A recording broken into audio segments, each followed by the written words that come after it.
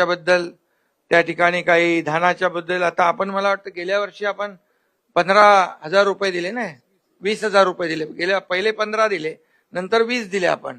म्हणजे धानाला बोनस देखील आपण आपल्या काळात जास्ती दिला. विदर्भामध्ये देखील आपण अनेक निर्णय घेतले.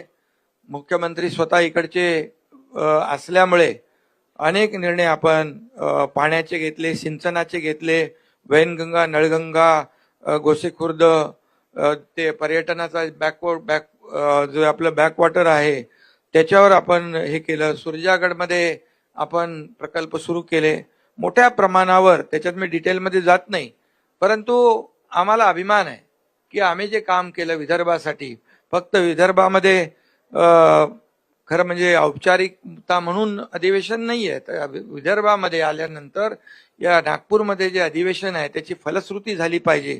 आणि गेल्या 2.5 वर्षामध्ये देखील आम्ही अनेक निर्णय घेतले या विदर्भासाठी, याचा देखील आनंद आणि समाधान आहे. आणि म्हणून मी आपल्याला एवढंच सांगतो की आमच्या महायुतीच्या काळामध्ये मराठी भाषेला अभिजात भाषेचा दर्जा देवेंद्रजींनी स्वतः त्याचा पाठपुरावा देखील केला आणि आदरणीय प्रधानमंत्री महोदयांनी तो देखील निर्णय घेतला. त्यामुळे अशी अनेक कामं आहेत, किती निर्णय घेतले आपण की ते सांगायला या ठिकाणी वेळ पुरणार नाही. गेल्या 2.5 वर्षात आम्ही 86 कॅबिनेट बैठका घेतल्या, 850 निर्णय घेतले. सर्व निर्णय लोकहिताचे, जनहिताचे निर्णय आम्ही घेतले. आणि आम्ही तिघांनी मिळून जे जनतेसाठी, या महाराष्ट्रातल्या लोकांसाठी घेतले ते आपल्या सगळ्यांना माहीत आहेत. आणि म्हणून यापुढे देखील एक टीम म्हणून आम्ही काम करतोय.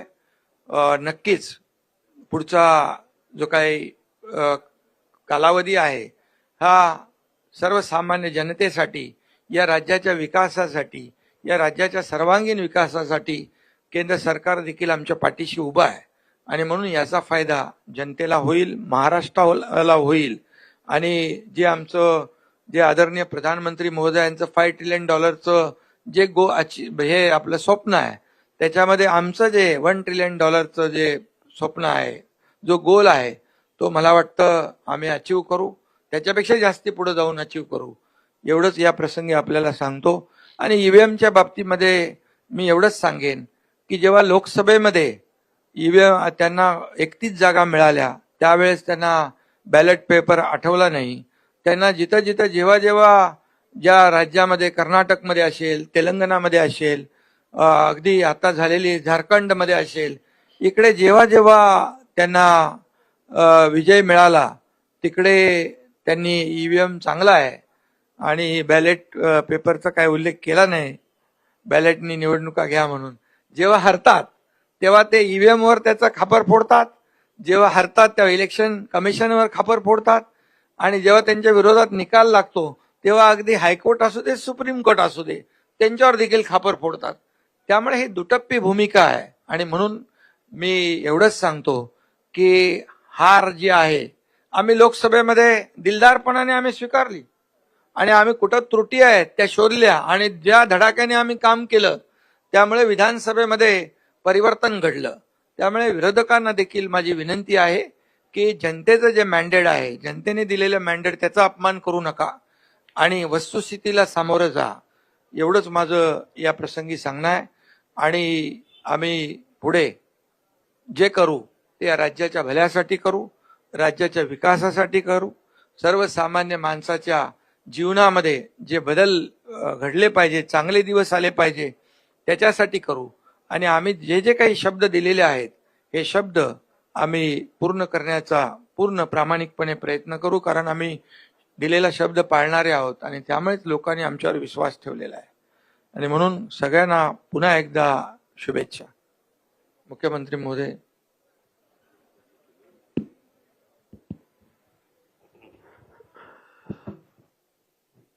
सर्वप्रथम आपल्या सर्वांचं या ठिकाणी मी अतिशय मनपूर्वक स्वागत करतो.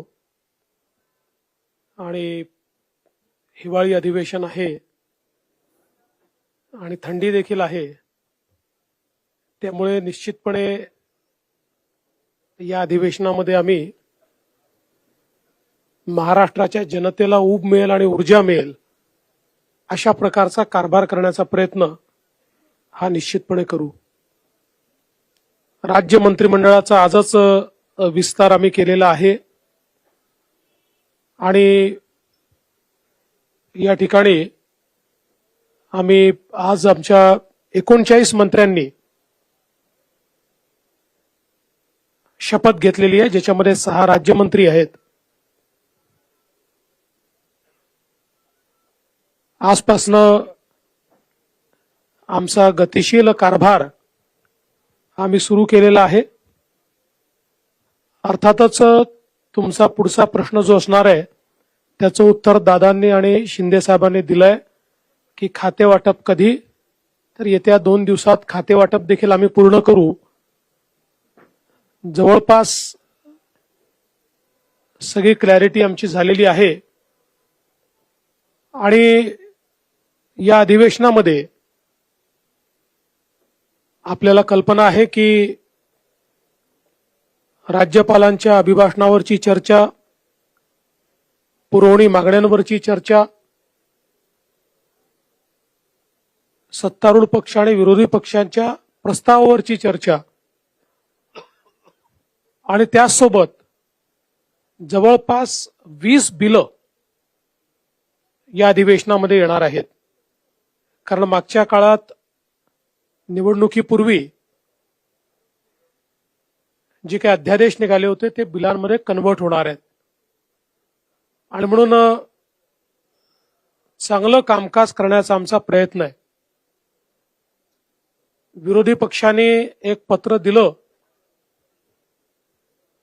मागच्याच अधिवेशनातलं पत्र फक्त एक ईव्हीएमचा पॅरेग्राफ ऍड करून त्यांनी दिलं आणि म्हणून आपण मगाशी बघितलं असेल की बोलताना ते हिवाळी अधिवेशनाला पावसाळी अधिवेशन म्हणाले, कारण पत्र ते जुनच होतं. पण मला असं वाटतं की जे काही मुद्दे त्यांनी उपस्थित केलेले आहेत पत्रामध्ये, त्याची उत्तरं वारंवार आम्ही दिलेली आहेत आणि ते जेवढे वेळा उपस्थित करतील तेवढे वेळा त्या प्रश्नांची उत्तरं ही निश्चितपणे आम्ही देऊ. महाराष्ट्रामध्ये एक गतिशील सरकार आणायचं आमचा प्रयत्न आहे आणि जसं शिंदे साहेबांनी सांगितलं, ईव्हीएमच्या संदर्भात आता एक नरेटिव्ह तयार करण्याचा प्रयत्न ते करतायत. त्याचंही उत्तर चर्चेच्या दरम्यान आम्ही देऊ. पण मला त्यांना सांगायचं आहे की या ईव्हीएमचा अर्थ असा आहे, एव्हरी वोट फॉर महाराष्ट्र. महाराष्ट्रातल्या प्रत्येक व्यक्तीने महाराष्ट्राकरता मतदान केलेलं आहे आणि म्हणून आमचं सरकार हे ईव्हीएमचं सरकार आहे, पण त्या ईव्हीएमचा अर्थ आहे every vote for magnetic Maharashtra आणि आम्ही तो महाराष्ट्र घडवण्याकरता या ठिकाणी पुढच्या काळामध्ये कारभार हा निश्चितपणे या ठिकाणी करू. काही उल्लेख त्यांनी केलेले आहेत, ज्याचं उत्तर आता शिंदे साहेबांनी दिलं.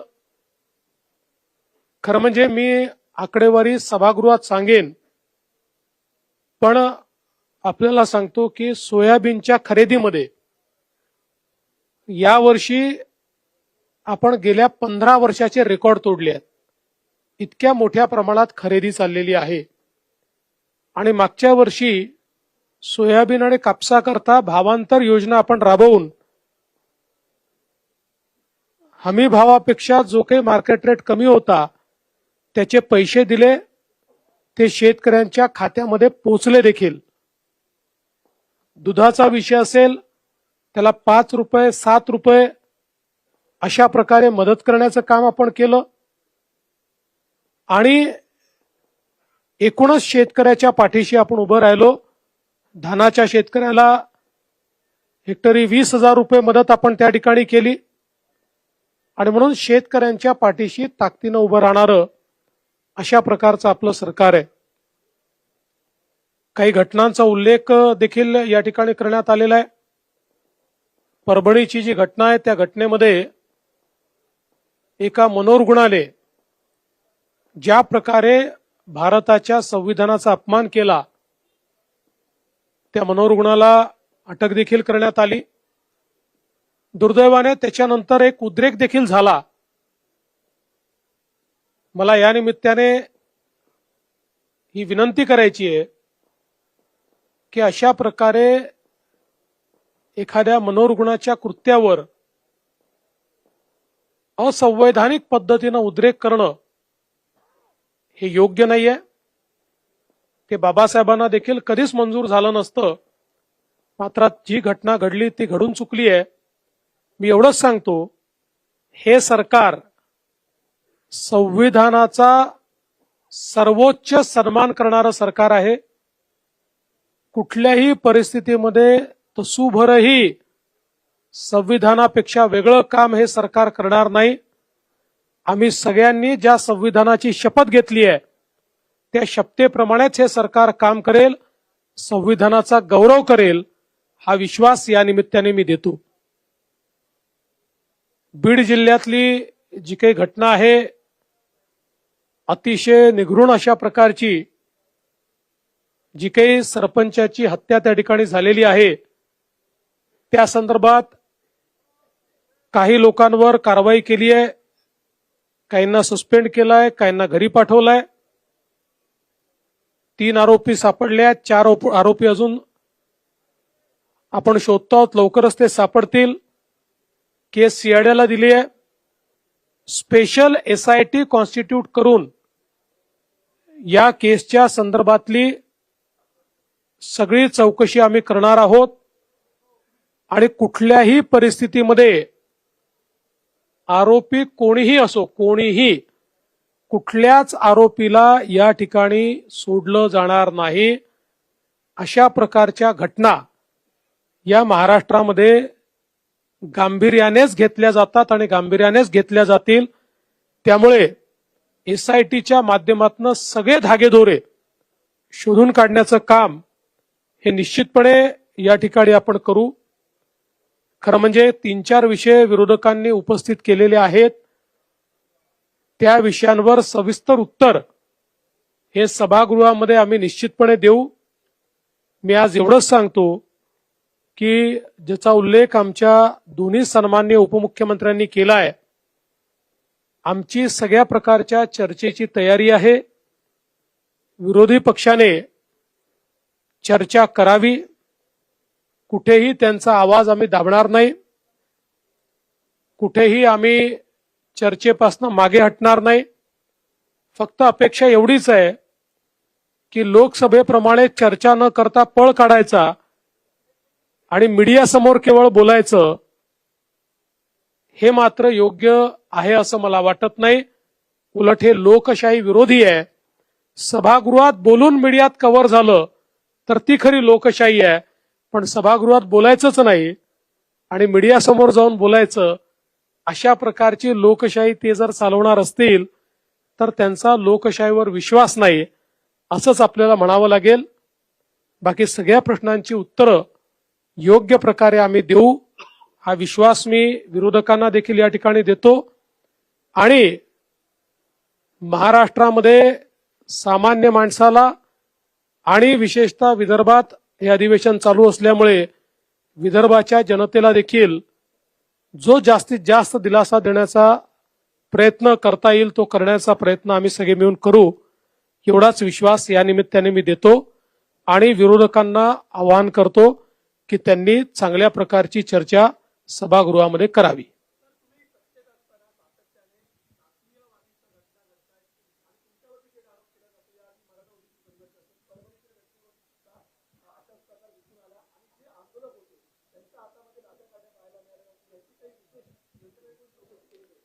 त्या संदर्भात सगळी कारवाई केलेली आहे. आम्ही पोलिसांना हे सांगितलेलं आहे की आकस बुद्धीने कारवाई करू नका, कोम्बिंग ऑपरेशन वगैरे करू नका. पण जे लोक कॅमेऱ्यामध्ये लाठ्या काठ्या घेऊन तोडफोड करताना दिसतायत, दगडं मारताना दिसतायत, त्यांच्यावर मात्र कडक कारवाई झाली पाहिजे हे मी सांगितलेलं आहे. आणि तुम्ही जो मूळ प्रश्न विचारला, मला असं वाटतं की मला टार्गेट करण्याच्या संदर्भातला जो विषय आहे त्याचं उत्तर या निवडणुकीने दिलेलं आहे.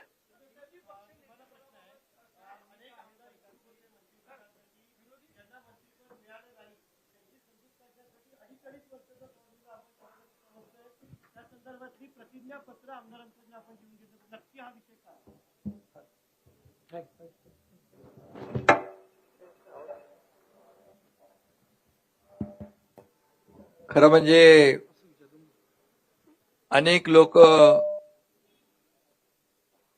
त्यांची क्षमता असते, मंत्री बनण्याची अपेक्षा असते, इच्छा असते. त्यामुळे जे काम करू शकतील, कॅपेबल आहेत, आणि कोण ज्यांना दिलं ते त्या क्षमतेचे आहेत, ज्यांना नाही दिलं ते त्या क्षमतेचे नाहीत, असं नाहीये. आणि म्हणून आम्ही एक पक्षाचा एक निर्णय घेतलाय, 2.5 वर्षाचं मंत्रीपद. जो काम करेल तो पुढे जाईल, आणि त्यामुळे आम्ही पक्षाने ठरवलेला तो निर्णय आहे. त्यामुळे मला वाटतं अनेक लोकांना संधी देऊ शकतो, आणि खऱ्या अर्थाने माझी भूमिका स्पष्ट आहे की जे पद, जो विभाग ज्याला मिळेल त्याला पूर्ण न्याय दिला पाहिजे, आणि जो परफॉर्म करेल त्याला संधी मिळेल. आणि त्याच्यात आपण म्हणतो ना काय इंग्रजीमध्ये, परफॉर्म ऑर पेरिश. तर त्यामुळे जो परफॉर्म करेल तो पुढे जाईल. सीएम सर, माझा प्रश्न होता की विरोधी पक्षनेते पदाबाबत काय भूमिका आहे सरकारची? विरोधी पक्षनेते पदाबद्दल सरकारची भूमिका काहीच नसते.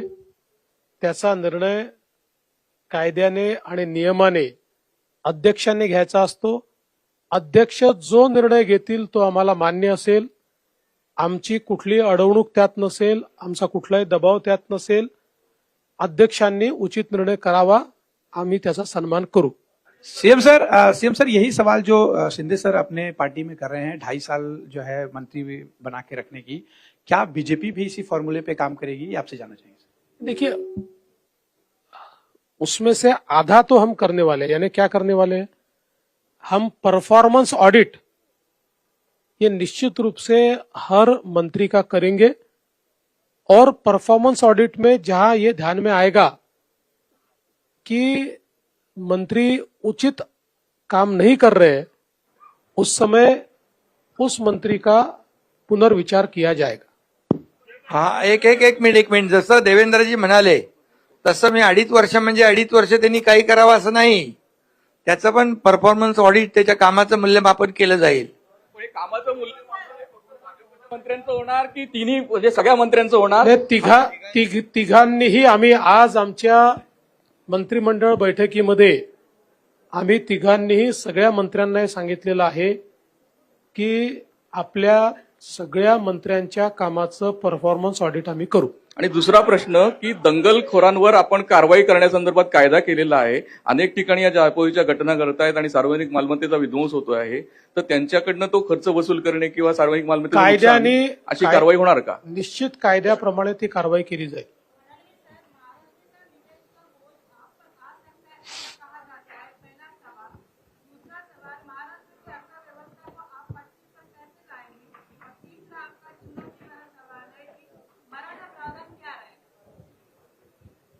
तुम्ही वाट बघा, या तिन्ही विषयांवर आम्ही योग्य कारवाई करू. महाराष्ट्राची अर्थव्यवस्था ही चांगलीच आहे. आम्ही जे काही योजना आता केलेल्या आहेत त्या योजनाचा बोजा हा निश्चितपणे अर्थव्यवस्थेवर पडेल. त्याचं योग्य मॅनेजमेंट करण्याचा प्रयत्न आमचा असणार आहे. आपल्या मंत्रिमंडळात साधारण 40% चेहरे हे नवीन तरुण आहेत. त्याचवेळी काही जुने जाणते आणि एक्सपिरियन्स लोकांना आपण सुट्टी केलेली आहे. त्याच्यामुळे मागे काय खास धोरण आहे का? नाही, आमचा प्रयत्न असा आहे की हे मंत्रिमंडळ एक सर्व प्रकारचा चेहरा याच्यामध्ये दिसला पाहिजे. त्या दृष्टीने काही जुने जाणते नेते आहेत, काही तरुण आहेत, महिलांना देखील आम्ही चांगल्या प्रकारे संधी दिलेली आहे. विविध समाजांना आम्ही संधी दिलेली आहे.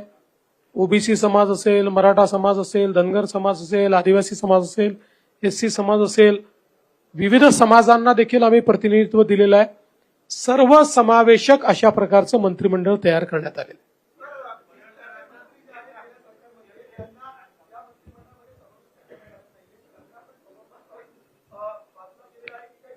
नाही, वेगवेगळी कारणं त्याच्यामध्ये आहेत. अनेक वेळा काही मंत्र्यांना याकरता घेण्यात आलेलं नाही. मी भाजपचं सांगतो आमच्याकडे की पक्षाने त्यांना काही वेगळी जबाबदारी द्यायचं ठरवलेलं आहे. आपल्याला कल्पना आहे बीजेपीमध्ये अनेक वेळा आम्ही जर कोणाला जबाबदारी पक्षात द्यायची असेल तर त्यांना मग मंत्रिमंडळात स्थान देत नाही. काही असं देखील असू शकतं की काही जे मंत्रिमंडळातनं ड्रॉप झाले आहेत त्यातले काही परफॉर्मन्समुळे देखील ड्रॉप झालेले असू शकतात.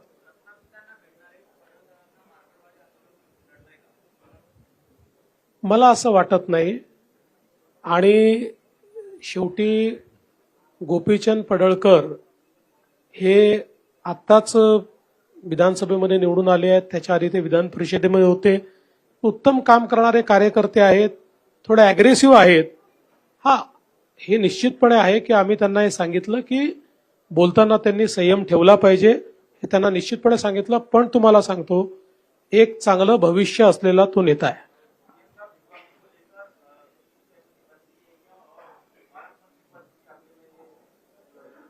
विभागों को लेकर हमारी करीब करीब सहमति बन चुकी है और इसीलिए मैंने कहा कि हम अब उसका जो बाटअप है वो अगले 1-2-3 दिन में कर देंगे. पालक मंत्री के लिए अभी तक हम बैठे नहीं है क्योंकि वो चुनौती अभी हमारे सामने नहीं है. हम अधिवेशन के आखिरी दिन बैठेंगे और पालक मंत्री का भी निर्णय कर देंगे. आपण फडणवीस साहेब, आपण महत्वाची जबाबदारी त्यांच्यावर द्यायची. फडणवीस साहेब,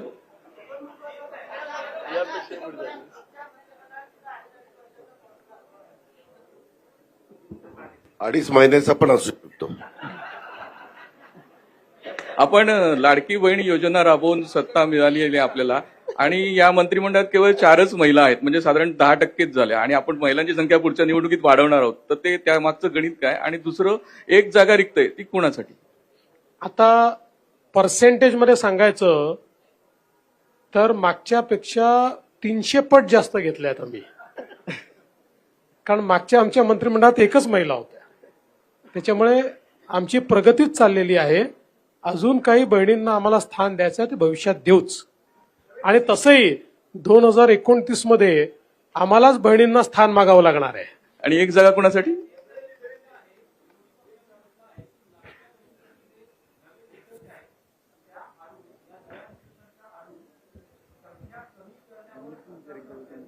माझं विरोधी पक्षाला आव्हान आहे की नवीन निकष कुठले आहेत त्यांनी सांगावे. कुठले नवीन निकष आहेत ते त्यांनी सांगावे, एवढं माझं त्यांना खुलं आव्हान आहे. देवेंद्र भाऊ, सभागृहामध्ये तुम्ही अनेक वेळा सांगितलं होतं, उदाहरणार्थ औरंगजेबाच्या संदर्भामध्ये जी काय आंदोलनं झाली होती, घोषणा झाल्या होत्या, त्यावेळेला तुम्ही सांगितलं होतं याच्यामागे काही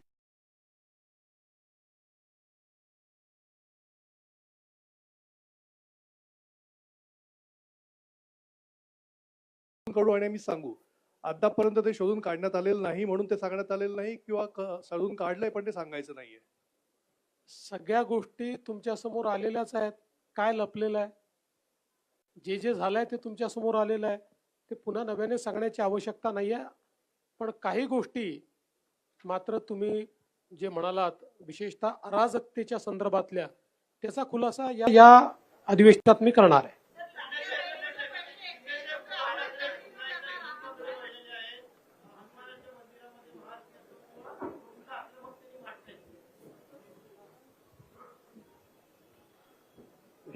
आता खरं म्हणजे हे उशिरा सुचलेलं शहाणपण आहे. काय हिंदुत्व काय टी शर्ट आहे का तो बदलता येतो? अरे बाबा, त्यांनी हनुमान मंदिरात जाता हनुमान चालीसा वाचणाऱ्या त्या लोकांना जेलमध्ये टाकलं होतं. आता आम्ही त्यांना काय सांगत होतो? आम्ही बाळासाहेबांचं हिंदुत्व आणि हिंदुत्वाचे विचार घेऊन सरकार स्थापन केलं, तेव्हा आम्ही काय सांगत होतो त्यांना? आणि त्यांच्या कार्यकाळामध्ये काय काय झालं? साधूचं हत्याकांड झालं, पाकिस्तानचे झेंडे घेऊन बॉम्बस्फोट मधले आरोपी नाचत होते, प्रचार करत होते, तेव्हा कुठं गेलं होतं हिंदुत्व? आता महाराष्ट्रातल्या लोकांनी त्यांना जागा दाखवली आणि ती जागा दाखवली आणि त्याच्यामुळे ते आता हिंदुत्वाचा पुकार करू लागले. सावरकरांचा या महाविकास आघाडीच्या स्टेजवर सावरकरांच्या बद्दल कधी बोलले ते? आणि जो हौद से गई वो बुन से नहीं आती है. सीएम सर वारंवार विरोधक तुमच्यावर आरोप करतायत की महायुतीमध्ये समन्वयाचा अभाव आहे, समन्वय नाहीये तिन्ही नेत्यांमध्ये आणि अधिवेशनामध्ये तिन्ही नेते एकमेकांच्या फायली बाहेर काढतील. तुम्हाला कोणी सांगितलंय? संजय राऊत. नाही, अरे बाबा, अच्छा, अरे बाप रे, विश्व काय, आम्ही इथं तिघं बसलो. मला तुमची क्यू येते भाऊ. तुम्ही काय, तुम्ही संजय राऊतच्या म्हणण्यावर प्रश्न विचारता, एवढे सिनियर तुम्ही जर्नलिस्ट, तुमचीच क्यू येते मला. सीएम साहब सीएम सर अरे सीएम साहब, नाही, आमची इच्छा होती घटक पक्षांना सामावून घ्यायची, काही कारणाने सामावून घेऊ शकलेलो नाही, पण भविष्यात त्यांना सामावून घेऊ. सीएम सर त्यांना महामंडळ वगैरे काही देणार आहात का? लवकर नाराजांना आम्ही समजून सांगू, आमचेच आहेत, त्यांना नक्की समजून सांगू.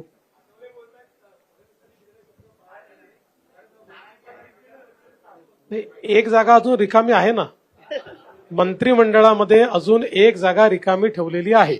सीएम साहब करारानुसार विदर्भात अधिवेशन सुरू होत आहे उद्यापासून. वेगळ्या विदर्भासाठी काय आपण निर्णय घेणार आहे का? त्याचा अधिवेशनात निर्णय होत नाही, त्याचा निर्णय केंद्र सरकार घेतं. 2018 इथलं अधिवेशन घेऊ शकत नाही. 2018 मध्ये आपण मुख्यमंत्री होते.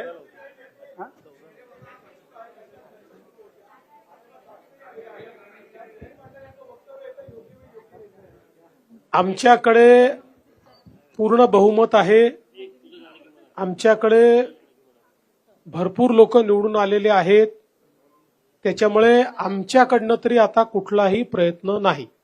एकनाथजी, प्रश्न असा आहे की आपण म्हटलं हिंदुत्व बदलता येत नाही, पण आता तुमच्या वेळेस घेतलेला हिंदुत्व नाही, टी शर्ट आहे का हिंदुत्व बदलायला, असं म्हणालो मी. आणि महत्वाचं म्हणजे हिंदुत्व तुम्ही कधी खूप बदलूच उत्तम शकत निर्णय नाही. घेतला होता, गोमाता ही राजमाता. पण हिंदुत्ववादी कार्यकर्त्यांची अशी मागणी आहे की मनुष्य वधाचा गुन्हा दाखल झाला पाहिजे जर गोमातेला मारलं तर, कारण गो कत्तल होते आहे, गोमाता कापली जाते आहे आणि वारंवार या घटना होत आहेत की ट्रक सुद्धा जाळले जात आहेत. तर मोठ्या मोठ्या घटना अजूनही होत आहेत, तर तो ठोस निर्णय होईल का आता? नाही, होणार ना ठोस निर्णय, त्याच्यावर कडक कारवाई करू. त्याच्यात कायद्यामध्ये आणखी आपण आणखी जे काही बंधनं आणता येतील ती आणू. सीएम सर, परभणीच्या घटनेमध्ये काही अर्बन नक्षल कनेक्शन पाहायला मिळत आहे का? अद्याप अशा प्रकारचं कनेक्शन दिसलेलं नाही, तथापि या घटनेची चौकशी चाललेली आहे.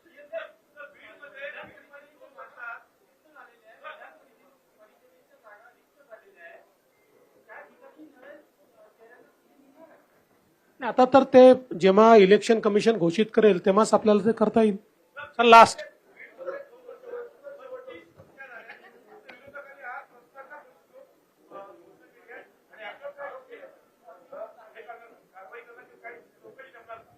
मी मगाशीच सांगितलं की बीडच्या घटनेवर आम्ही SIT नेमतो आहोत आणि कायदा आणि सुव्यवस्थेच्या संदर्भात कुठली हयगय केली जाणार नाही, अतिशय कडक कारवाई त्या ठिकाणी केली जाईल. महाविकास आघाडीचे काही खासदार संपर्कात आहे? अजून पुष्कळ